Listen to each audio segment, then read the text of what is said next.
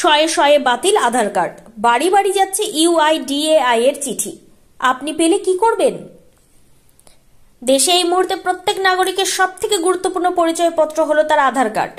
বর্তমান যুগে আসলে এই আধার কার্ড ছাড়া মানুষের জীবন কার্যত অচল। ছোট থেকে বড় যে কোনো কাজে আধার কার্ড থাকা বাধ্যতামূলক। কিন্তু আচমকা শোনা যাচ্ছে অনেকেরই আধার কার্ড বাতিলের চিঠি আসছে। কিন্তু কেন?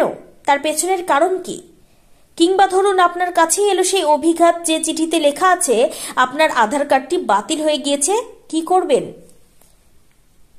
বস্তুত আধার কার্ড বাতিল হওয়ার সমস্যায় পড়েছেন বহু মানুষ। আধার কর্তৃপক্ষের তরফে বাড়ি বাড়ি চিঠি গিয়েছে, যা দেখে সকলের চোখ এক প্রকার কপালে উঠে গিয়েছে। এহেন আধার কার্ড বাতিলের কারণে রেশন, ব্যাংক থেকে শুরু করে সরকারি পরিষেবা বন্ধ হয়ে গিয়েছে। ফলত নাজেহাল অবস্থা শতাধিক মানুষের।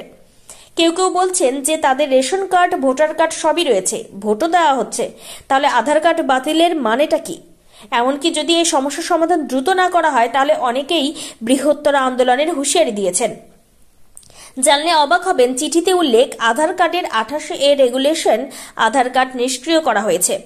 মূলত বিদেশি বলে সন্দেহ বা বাসস্থান সংক্রান্ত নথি সন্তোষজনক না হলে এই ধারায় আধার কার্ড নিষ্ক্রিয় করা হয়। ইতিমধ্যেই জামালপুর ব্লকের জৌগ্রাম আবুঝাটি এলাকায় প্রায় 60 জনের কাছে ডাকযোগে ইউনিক আইডেন্টিফিকেশন অথরিটি অফ ইন্ডিয়ার রাঁচির আঞ্চলিক কার্যালয় থেকে এই চিঠি পাঠানো হয়েছে। গত কয়েকদিন ধরে এই ব্লকের আবুঝাটি 1 নম্বর গ্রাম পঞ্চায়েতের জুহিহাটি গ্রামের প্রায় 50 জন এমন চিঠি পেয়েছেন।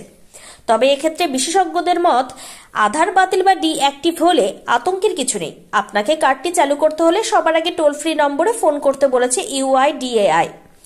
আধার সংক্রান্ত যাবতীয় সমস্যা সমাধানের ওই টোল ফ্রি নম্বরটি হল 1947।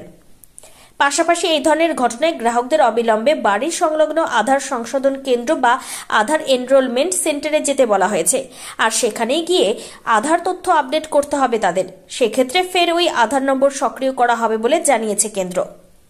গ্রাহককে আধার কেন্দ্রে গিয়ে অবিলম্বে বাড়ির ঠিকানা আপডেট করতে হবে। সেই তথ্য যাচাই করবে ইউআইডিএআই। পাশাপাশি দিতে হবে নাগরিকত্বের প্রমাণ।